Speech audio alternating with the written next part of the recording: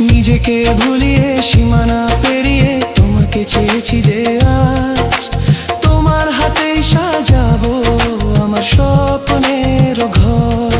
আমি তোমার প্রেমে পড়ে দুনিয়া ভুলে গেছি।